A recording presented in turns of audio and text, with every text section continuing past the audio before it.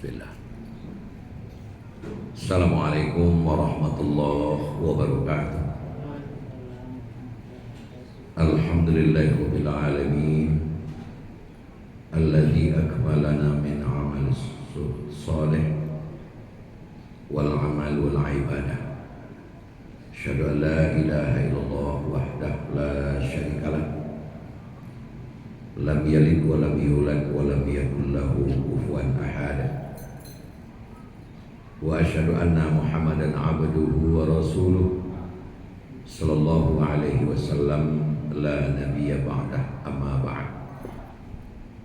Bapak Ibu kaum muslimin muslimat jamaah Zuhur yang dirahmati Allah, tentu kita awali dengan mengucapkan kalimat syukur alhamdulillahirabbil alamin.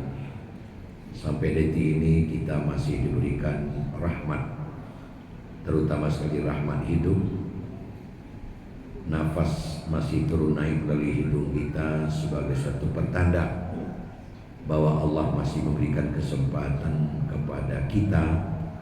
Kau ada sentiang masih ada waktu pabilai, kau ada kurang masih ada waktu penambah. Yang kita maksudkan adalah persiapan diri untuk dibawa ke kampung akhirat. Kita tidak pernah lupa mengucapkan salawat beriring salam kepada Nabi kita Muhammad sallallahu alaihi wasallam. Allahumma shalli ala Muhammad wa ala alihi wa sahbihi ajma'in. Beberapa saat sebelum kita bubar, bagi yang punya kesempatan dan berkelapangan, kajian kita hari ini adalah huru-hara kehidupan kita di dunia. Sesuai dengan doa yang selalu kita ucapkan, dan doa ini selalu kita baca setiap kita mengakhiri doa kita, baik doa sudah sembahyang, sudah sholat, maupun di doa-doa lain, yaitunya Rabbana atina fid dunya hasanah wa fil akhirati hasanah wa qina azabannar. Doa boleh kebanyakan kita disebut dengan doa sapu jagat, karena doa itu adalah puncak dari segalanya. Kita bermohon kepada Allah, kiranya dari dunia aku kita diberikan kebahagiaan, ketenteraman, dan nanti disambung dengan kebahagiaan, ketenteraman setiba di akhirat, sekalian menyelamatkan kita dari azab api neraka. Setiap kita pasti punya kebutuhan, pasti punya kepentingan yang sama dalam hal ini. Kenapa Bapak dan Ibu? Karena memang kalau awak coba telusuri dan awak coba amati, pandang jauh dilayangkan, pandai ditukiakan, muka belakang kiri kanan, memang secara umum kejadian kita manusia kedua macam. Ada yang selamat, ada yang celaka. Nah, tentu yang kita cari adalah selamat sesuai dengan doa yang kita ucapkan tadi. Nah, supaya kita selamat, tentu terlebih dahulu kita mengenal kira-kira nama membawa kita menjadi celaka. Anak kita ungkapkan itu gini, diantaranya adalah dikatakan oleh seorang tokoh Islam. Beliau menyebutkan bahwa khamsun min alamati syaqawah. Ada sampai 5 macam yang senantiasa nalimo itu jika terkakuk, tawe, takarajuan atau terlibat awak dengan nalimo itu kita akan menjadi celaka di dalam kehidupan. Waktu terbatas, langsung saja pertama disebutkan qaswatul qulub.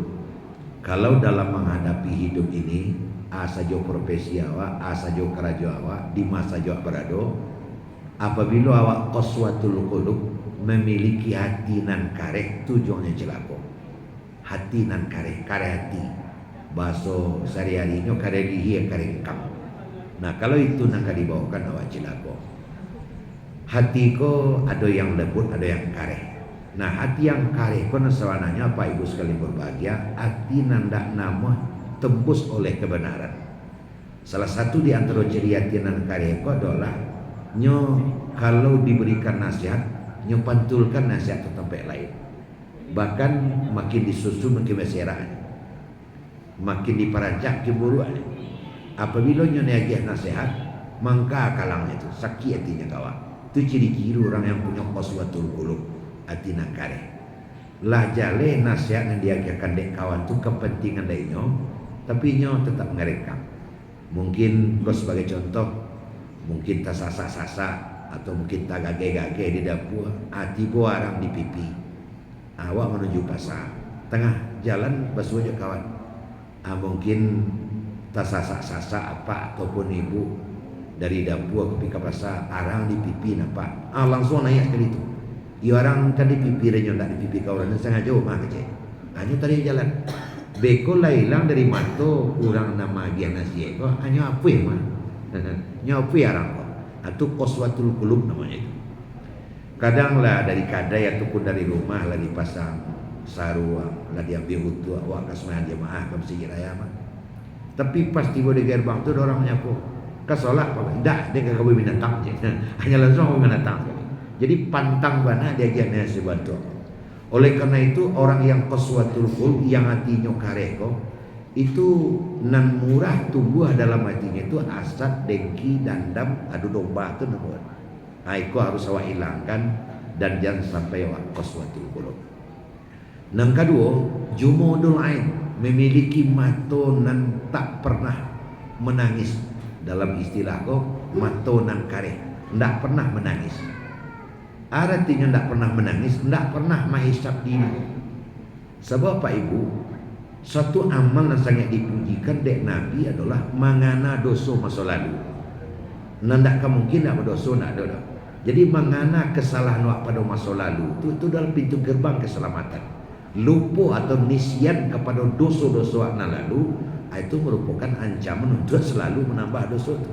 Nah, orang yang tidak pernah menangis ke, itunya menangis menghisap diri. Napa Ibu pernah satu kali Nabi awak di muka sahabat menyampaikan, nanti setiba di akhirat kejadian Nabi, awak sedang berkumpul di padang mahsyar, keluarlah api seradang gunung dari neraka menuju padang mahsyar tadi. Bagulung-gulunglah api itu makin lama makin rendah, makin lama makin rendah. Tapakiak Nabi. Bertanya Jibril, "Bang, kau tapakiak kau ya Rasul? Tu api itu kalau ke bawah umat ada nan tabakah tu mah." Kata Jibril, "Tunggu sebentar." Larilah Jibril masuk ke dalam surga, diambil air segaleh. Diambil air segaleh, dia giangkan Nabi, "Aku ayah padamu api jo air segaleh." Sakadang tu api segaleh untuk memadamkannya. Coba campang ke situ dulu, dilemparkan oleh Nabi air yang satu gelas ke api, padam api itu. Nabi tercengang. Apa itu air? Makanya Jibril bilang, "Tu makanya tadi jangan berdebat dulu. Tu air tak sembarang air tu. Tu air mata tu mah. Air mata siapa? Air mata umatmu. Kok air mata umatku cuma satu gelas, umatmu banyak nak menangis mah. Itu menangis bukan sembarang menangis. Menangis apa? Air matamu, air mata umatmu yang menangis karena ingat dosa pada masa lalu." Nah, orang yang jumunul ain masa bodoh dengan apa yang sudah terjadi pada masa lalu, sehingga tidak pernah ada sedikit pun penyesalan, maka dalam hidupnya menambah dosa saja. Itu celakuan yang kedua. Celakuan yang ketiga adalah qillatul haya, tipisnya rasa malu di tengah-tengah kehidupan. Kalau awak di Minang biasa disebut dengan raso pariso. Nah, rasa malu, jangankan kepada orang lain, kadang ke diri sendiri tidak malu. Malu di sini apa ada Ibu? Al iman wal haya qurana. Malu dengan iman itu bantu dua. Kalau goyah sebelah goyahnya lain. Jadi orang yang tidak punya rasa malu, orang yang tipis iman. Padahal iman itu adalah sesuatu yang akan menerangi kehidupan kita, sehingga jaleh ma jalan yang diturui, jaleh ma tapagan kata lado. Tapi oleh karena imannya ndak ada, malunya ndak ada, sehingga kalam barang tu. Jadi malu tu bantu iman tu bantu lampu tu nan awak manfaatkan atau yang awak inginkan dari lampu kan cahayanya. Kan cahayanya apa? Makin tarang cahaya lampu, makin banyak manfaat lampu. Redup cahaya lampu, kurang manfaat lampu. Ndak bacahaya lampu, tak ada gunanya. Nah, untuk apa cahaya? Supaya lampu kau bacahaya perlu ada api masuk. Apinya adalah ibadah. Makin banyak ibadah, makin tarang cahaya malu tadi, cahaya iman tadi, makin tarang, makin nampak mana boleh mana yang tak. Jadi orang yang hidup lantuang-lantang cibadah tapi lasuang setelah tak basah tuang saja, kadang terumpa orang terpasangnya ke rumah orang tanahnya, kadang bini kan macam-macam tersabit waktu. Kenapa? Oleh karena gelap. Kenapa gelap? Qillatul haya, karena rasa malu itu sangat tipis sekali sehingga nyaris jalan itu tidak kelihatan. Nah, ini perlu dipertebal. Dengan apa mempertebalnya rasa malu? Dengan banyak melaksanakan ibadah. Qillatul haya. Yang keempat yang akan membawa celaka adalah tulul amal, panjangnya angan-angan. Nah, Bapak Ibu hadirin sekalian, kita oleh Allah Subhanahu wa taala dinyatakan dalam Quran, ulaika lahum mimma kasabu. Masyang-masyang awak tu oleh Allah diberikan nasib, diberikan jalan hidup yang berbeda. Kaki awak berbeda, tangan awak berbeda, perut awak berbeda, kerongkongan berbeda. Oleh karena itu, berjalan awak di kaki awak, berkarajulah awak di tangan awak, telanlah makanan nan cocok awak, pakailah pakaian dan pakaian awak. Nah, orang yang tulul amal itu nailah. Kadang serawa kawannya pakai, kadang kaki kawan lo nya, cara jalannya. Akibatnya apa? Tidak sesuai di tengah-tengah kehidupan. Tapi kalau awak asli memakai kaki awak, asli memakai baju awak, asli memakai serawa awak, pas di badan. Artinya apa? Contohlah Pak Ibu, makan. Makan itu kalau untuk kurun masuk ini 10.000 masih bisa kenyang. 25.000 sekali duduk habis je dah. 50 habis je dah. Ada sekali makan 250.000 habis. Nah, di mana posisi kita ukur diri. Kalau awak cuman berada di 10.000, ya 10.000 sekali makan. Terus insya-Allah awak hidup. Tapi ada kawan oleh karena lupa mengukur itu, nya berada dalam posisi 10.000. Nya cuba lo makan 250. Sekali makan asa bulan tak makan sudah itu. Jadi kita lah yang akan mengukur. Nah, jadi sesuai. Kalau seandainya kemampuan ada untuk membeli sepeda awak beli dulu. Jangan terlalu panjang angan-angan sesuatu yang tak mungkin kita kerjakan, yang mengakibatkan kita menjadi celaka di tengah-tengah kehidupan. Nang kalimu akan membawa kita celaka dalam kehidupan adalah hubbud dunia, terlalu jatuh cinta kepada dunia. Disebutkan oleh para ulama bahwa sesuatu yang awak cintai akan memperbudak awak. Ada orang yang jatuh cintanya ke ayam maduan, kama apa bekapi ayam. Ada yang jatuh cintanya ke kuda, sehingga habis uang untuk beli kuda. Ada lo kena lain. Kalau kita jatuh cinta kepada dunia, maka dunia ini akan memperbudak kita. Imam Al-Ghazali menyebutkan, dunia adalah godaan. Dunia adalah godaan. Nah, Bapak Ibu hadirin sekalian, Luqmanul Hakim menyebutkan bahwa ad-dunya bahrun amiqun. Dunia itu adalah lautan yang sangat besar, yang sangat dalam. Nah, kita semua tahu bahwa makin dalam laut, ombak pasti makin gadang. Kalau ombak makin gadang, awak berlayar harus melalui layar dunia itu. Makin godang ombak, makin berbahaya ombak dan gelombang. Itu kemungkinan kapal kita menjadi tenggelam makin besar.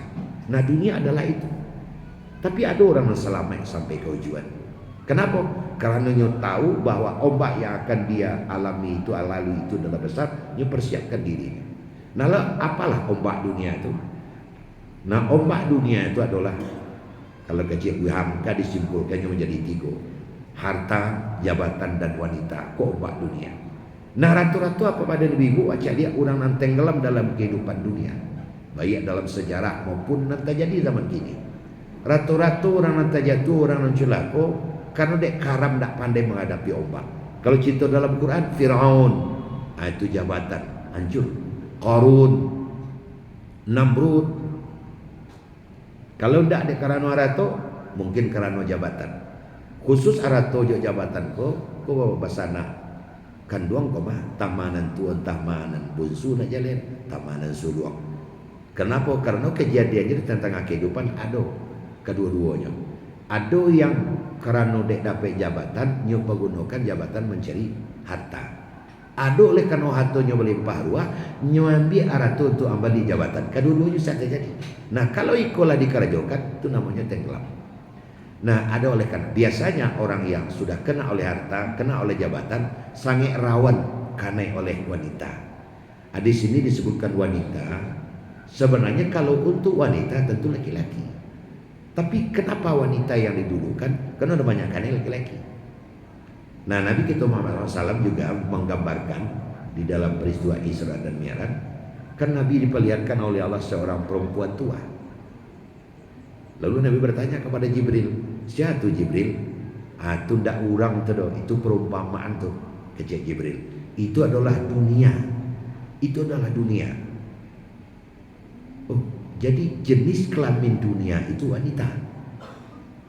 Dan dicari ada Nabi nyolah tua tapi perhiasannya makin menarik. Artinya dunia makin lama makin menarik. Apa yang menarik? Kalau ndak awas-awas mudah tertipu harinya dalam kehidupan kau. Nah, kalau aja jatuh cinta kepada dunia, itulah kepada harta, kepada jabatan, itu yang menyebabkan kita menjadi celaka di tengah-tengah kehidupan. Apa dan Ibu? Secara jujur kita mengatakan pertingkahan-pertingkahan, perkelahian-perkelahian di mana saja di kampung kita terutama. Mama kaja-kaja juga menakan, adik bercakap, jo kakak. Kadang-kadang orang tua nak berkata tu aja anak. Coba cari judul ceritanya kayo. Judul ceritanya adalah harta. Sampai berdiam sampai ke langit. Kadang memperebutkan sawah, kadang memperebutkan ladang dan sebagainya. Artinya apa? Kalau memang kita jatuh cinta kepada dunia yang seperti ini, kita akan menjadi larut. Lalu Bapak dan Ibu hadirin sekalian, makanya kita obatnya adalah ibadah. Imam Al-Ghazali memberikan jurus kepada kita. Sebenarnya apa yang harus kita lakukan di dalam menghadapi cinta dunia ini. Insyaallah nanti kita akan teruskan setelah kita sholat asar. Banyak maaf. Assalamualaikum warahmatullahi wabarakatuh.